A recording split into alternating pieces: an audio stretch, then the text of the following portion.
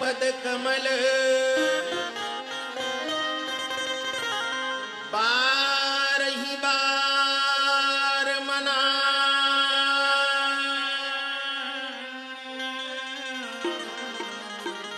गुण गावहु भगवान के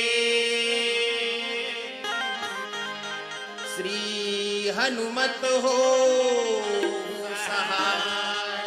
बोलिए वृंदावन बिहारी लाल की जय।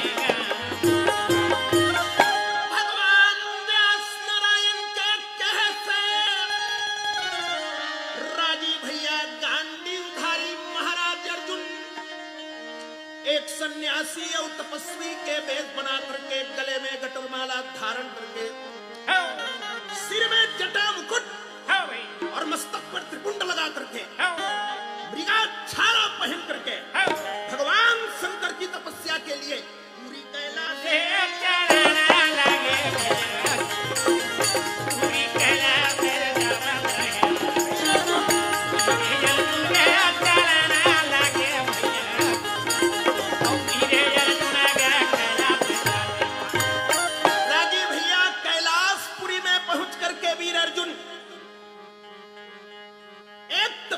के रूप में है।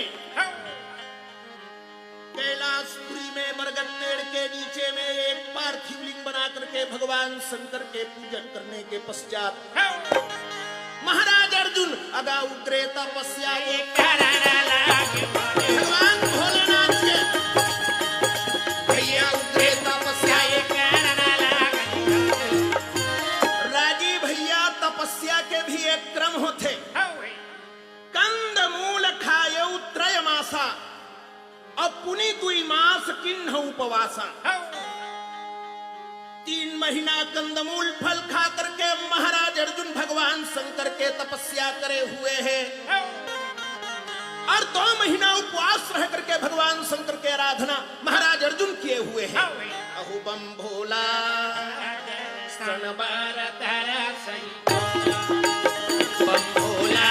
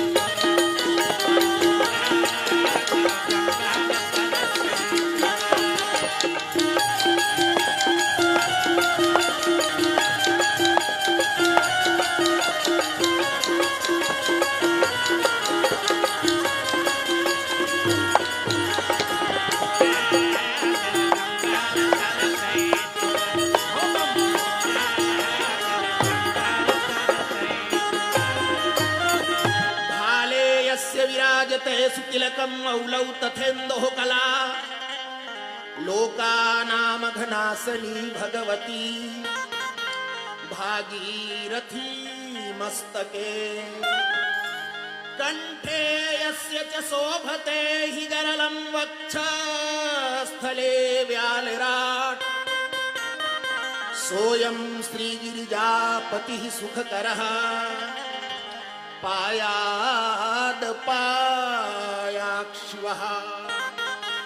रागी भैया नाना प्रकार के स्तोत्र और नाना प्रकार के स्तुति और नाना प्रकार के मंत्र बोल करके महाराज अर्जुन रहे तो भगवान शंकर की आराधना करे लगे।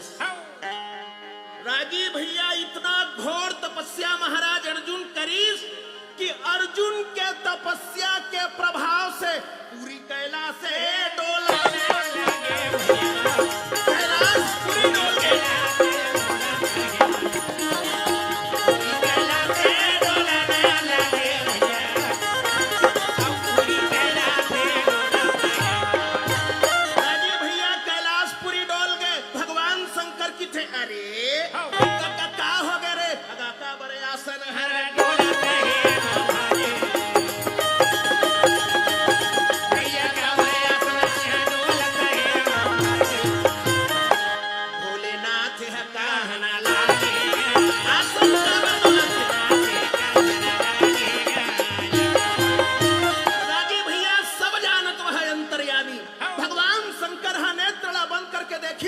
अर्जुन तपस्या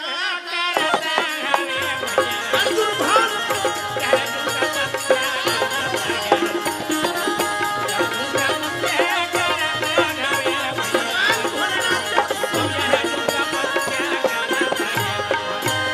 राजी भैया अर्जुन के तपस्या के परीक्षा ले खातिर बर भगवान भोले बाबा रूप की रात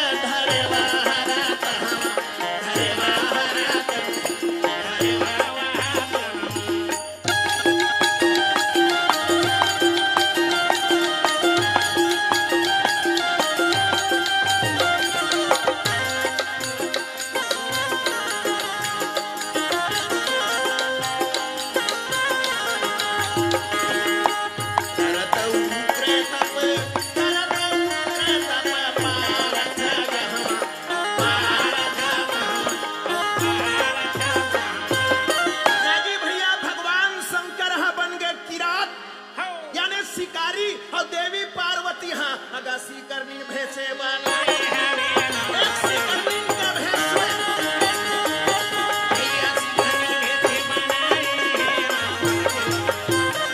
राजी भैया एक दैत्य रहा जन दैत्य के नाम शुक्र ही से वह सुक नाम के दैत्य ला भोले बाबा बरहा के रूपे देवा एक बराह के रूप देखे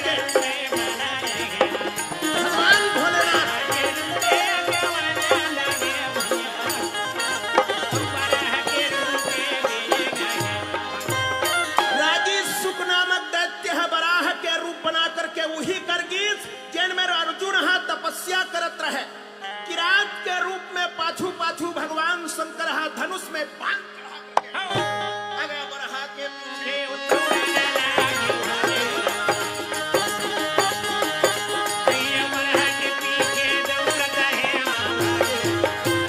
बराह के पाछू पाछू भोले बाबा आघू आघू बरहा राजी दौड़त दौड़त बरहा उहे पहुंची जहां अर्जुन महाराज तपस्या करत रहे। जोरदार गर्जना जब बराह करीस तो अर्जुन के तपस्या भंग हो गए। अर्जुन अगा नेत्रे खोले के वो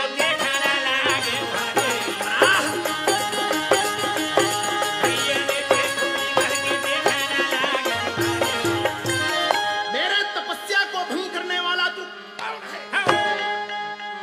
राजी भैया महाराज अर्जुन के कंधा में गांडीव धनुष शोभायमान रहे, पीठ में अक्षय तरकस, हाथ में धनुष उठा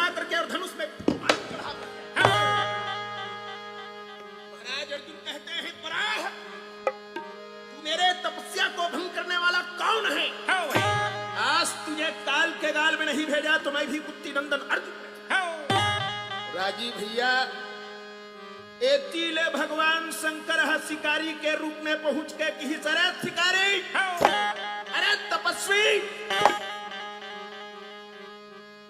ये बराह मेरा शिकार है और इसके ऊपर नजर लगाना तुम्हारे लिए घातक हो सकता है। राजी भैया भगवान भोले बाबा घलो धनुष बांध ताने रहे। अब महाराज अर्जुन घलो धनुष बांध तान करके बराह के ऊपर निशाना जमा करके अर्जुन बाने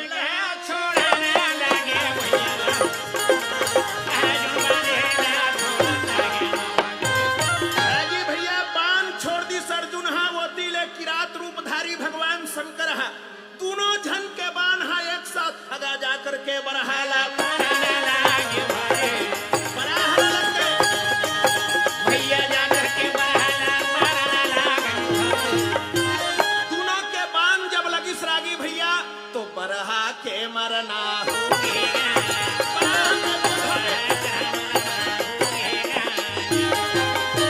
भगवान शंकर ने कहा, अरे तपस्वी, अरे यह बराह है अमोर शिकार, ये बराह मेरा शिकार है। मारे वधम नहीं कीन्हा विचारा, तूने इस बराह को मार करके अपने मृत्यु को आमंत्रित किया है। ये बराह मेरा शिकार है। राजी अर्जुन कहे मोर शिकार है और भगवान शंकर कहे मोर शिकार है। दोनों के बीच में घमासान लड़ाई छिड़ गई। रागी भैया महाराज अर्जुन हा निकाल करके अग्निबाण धनुष में चढ़ाए हुए हैं और धनुष में चढ़ा करके भगवान शंकर के ऊपर अग्निबाण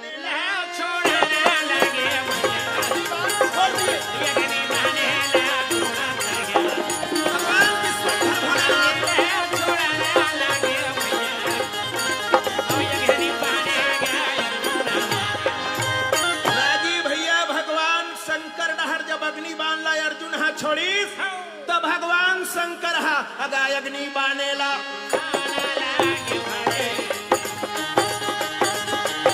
भैया जले बाने वो चला बाना ला गई।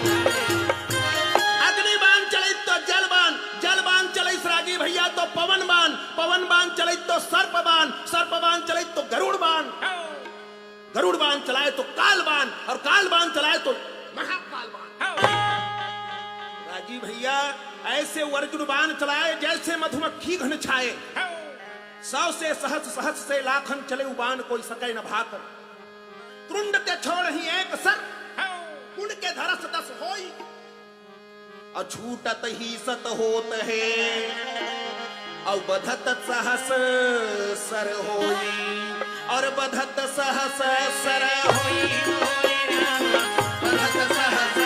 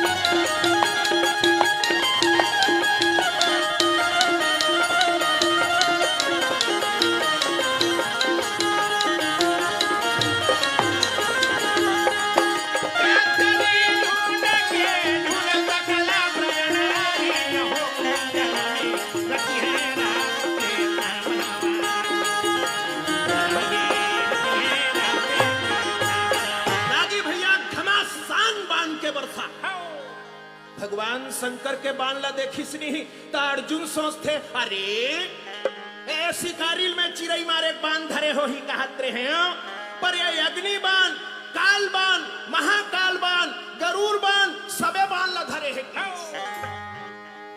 राजी भैया अर्जुन फिर अपन त्रोण ले बाण निकालत रहे। भगवान शंकर जादू मार दिस। तब गौरीपति अचरज कीन्हा औ अक्षय त्रोण कर सर हर लीधा।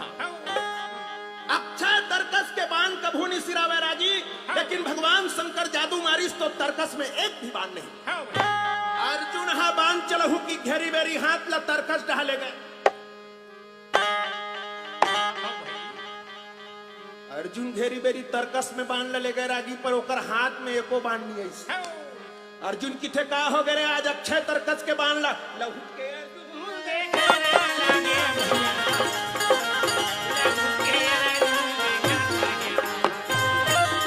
के अर्जुन देखिस रागी एको बाण नहीं रहा, टुआ है गरम हो गए। तब गौरीपति किन्न हुकारा, अब फाटे वो धनुष भये दुई फारा। भगवान शंकर है जोर से गर्जना कर दीस, तो अर्जुन के गांडीव धनुष अगा दुए फाकी वो हा तू टुकड़ा हो गए।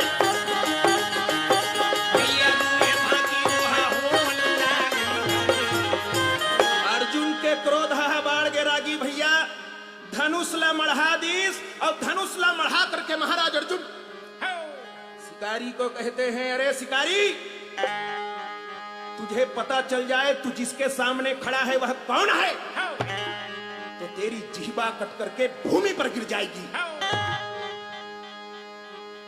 भगवान शंकर ने कहा तू कौन है बता, अपना परिचय दे। अर्जुन ने कहा सरसव सागर बांध के जिन जीते हनुमान, असुरपुर नरपुर नागपुर नहीं पारथ के समान।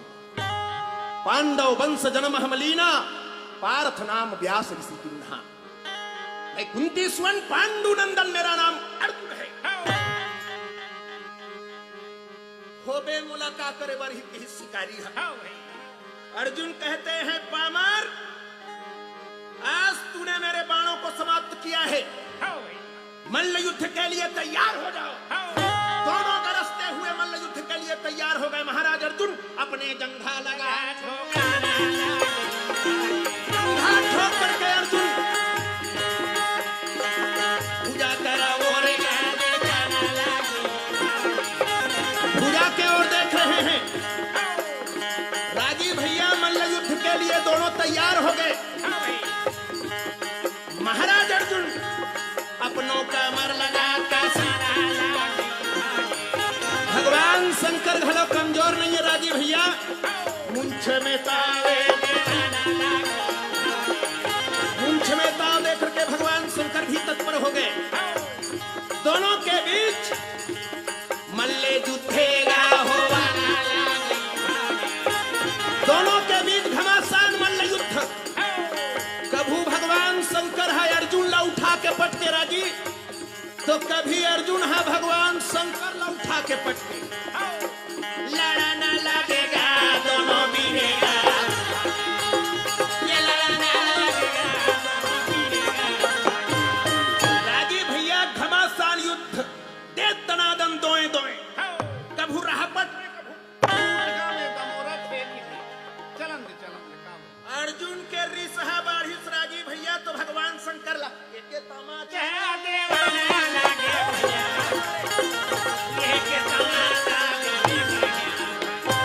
भगवान शंकर के जब गाल में तमाचा परिस नहीं तो पार्वती की थे देखा था पार्वती हे टूरा के चटकन है एटम बम है की।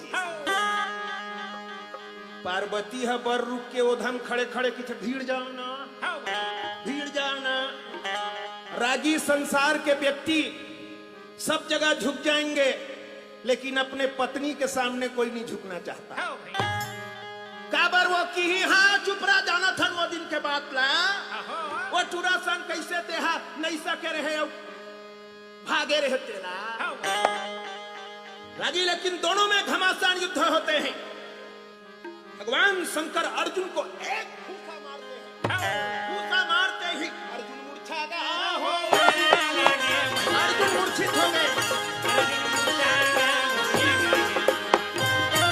रागी भैया एक फूंसा में अर्जुन हम मूर्छा खा करके पृथ्वी में गिर गए। भगवान शंकर रहे तो ने अर्जुन के चारों मुड़े घूम घूम के कहत रहे, अब खड़ा होकर के गर्जना कर रहे बालक।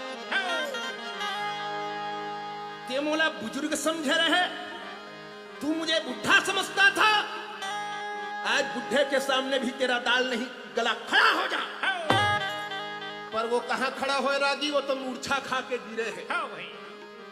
भगवान शंकर है अर्जुन के चारों तरफ चक्कर लगावत रहे। वत के बेर अर्जुन के चेतना जागीस और अर्जुन नेत्र खोल करके देखे हुए हैं।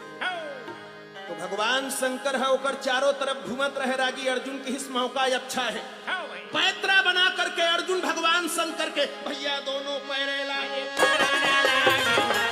दोनों पैर पकड़ लिए, भैया दोनों पैर लाए,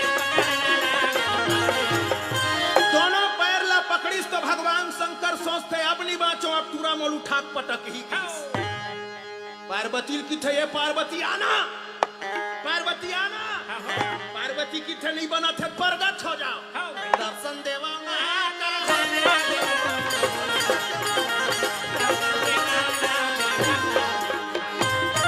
नहीं बना थे, दर्शन दे दो महाराज। भगवान शंकर एक पानी डमरू लिए गिर गा हर भगवान। भोले कहत पारथ से अमांग मांग वरदान, पर मांगना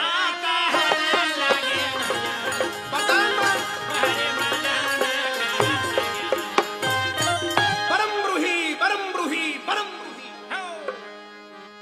वरदान मांग।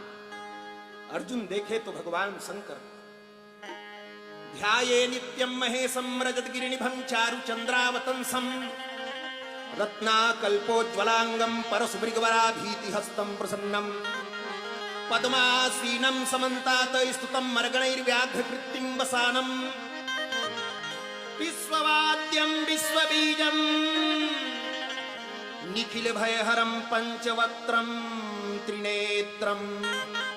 भगवान शंकर की वंदना करके कहते हैं, भोलेनाथ ये भारत के भूमि में घमासान महाभारत होने वाला है।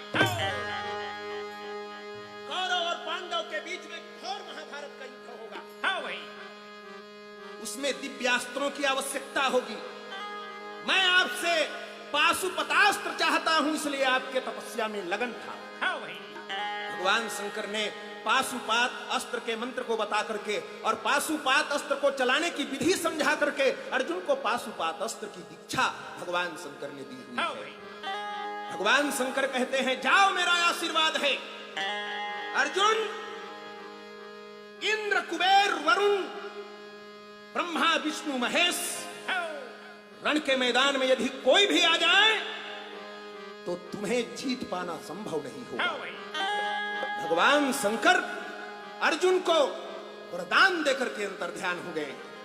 बोलिए शंकर भगवान की जय। जय बोलो वृंदावन बिहारी भाई।